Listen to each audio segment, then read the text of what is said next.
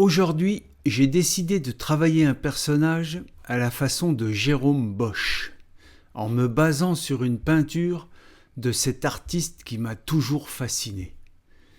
Jérôme Bosch est un célèbre artiste néerlandais de la fin du Moyen Âge, qui est né en 1450 et décédé en 1516. Il a peint des scènes religieuses et morales pessimistes, dénonçant la folie humaine, le péché et le jugement dernier. Il est reconnu pour ses œuvres énigmatiques, symboliques et foisonnantes de créatures fantastiques. Il était originaire de Bois-le-Duc. Il est considéré comme un surréaliste avant l'heure, mêlant le sacré et le grotesque, le paradis, la terre et l'enfer. Le Jardin des Délices est l'une de ses œuvres majeures, peut-être la plus connue. C'est une huile sur bois de 2,20 m par 3,86 m qui aurait été réalisée entre 1480 et 1500. C'est un triptyque très énigmatique avec de nombreuses interprétations ésotériques. Le panneau de gauche représente le paradis. Le panneau central, qui est carré, représente une humanité pécheresse avant le déluge. Et le panneau de droite représente une vision de l'enfer, où les pécheurs subissent les tourments de l'enfer.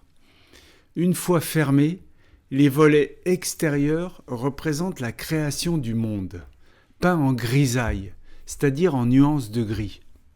J'ai toujours aimé, voire adoré les œuvres de cet artiste, et plus particulièrement cette peinture qui se trouve en Espagne. Aujourd'hui, pour me délier la main, avant de commencer mon vrai travail, je fais un dessin de l'un de ces personnages. Il s'agit d'une petite partie de la peinture. Cet exercice au crayon me permet de rester en contact avec le dessin, qui est fondamental dans mon travail de peintre. Je me réchauffe la main, je me dégourdis les doigts. Le dessin, même s'il s'agit d'un personnage grotesque, me permet de garder la forme et la souplesse dans mes gestes. Ce dessin ne sera jamais exposé, il ira rejoindre les autres qui ne sont que des exercices de réchauffement. Ce ne sera jamais un travail abouti. Pour moi, c'est juste une façon de me réchauffer, un peu comme un guitariste qui se dégourdit les doigts avant de monter sur scène. Il est important de retourner faire ses gammes, de retourner à la source. Ma source, c'est le dessin.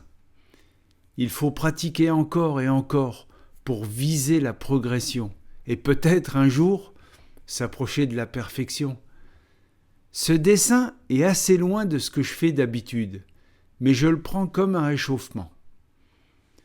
Pour ce dessin, j'ai utilisé un crayon graphite et un stylo à encre à micropigment noir qui a une pointe broche, comme un pinceau. Le papier est de couleur tan à grain moyen de 118 grammes. Ce qu'il y a de bien avec le dessin, c'est que c'est simple. On n'a pas besoin de beaucoup de matériel et on peut pratiquer n'importe où. Étant donné que je me déplace assez souvent, parfois pour des périodes de plusieurs semaines, je préfère voyager léger, autant que possible. Quand je regarde attentivement cette peinture, j'apprends à voir comment il a peint ses personnages. Dans le Jardin des Délices, il y a plusieurs personnages qui sont nus. Là, j'ai choisi un personnage un peu habillé. J'ai toujours aimé cette peinture. Pour moi, c'est l'une des peintures les plus fascinantes que j'ai vues dans ma vie. Plus on la regarde avec attention, plus on voit des détails qui nous avaient échappé. On ne finit jamais de découvrir de nouveaux petits détails avec cette peinture. J'apprends de l'artiste en passant derrière lui, en reprenant l'un de ses personnages en dessin. Cette section de l'enfer est très symbolique. Elle m'a toujours fasciné. Comme je dis toujours, les maîtres ne seront jamais démodés. Il faut toujours s'y référer. C'est la meilleure façon d'avancer sans se tromper.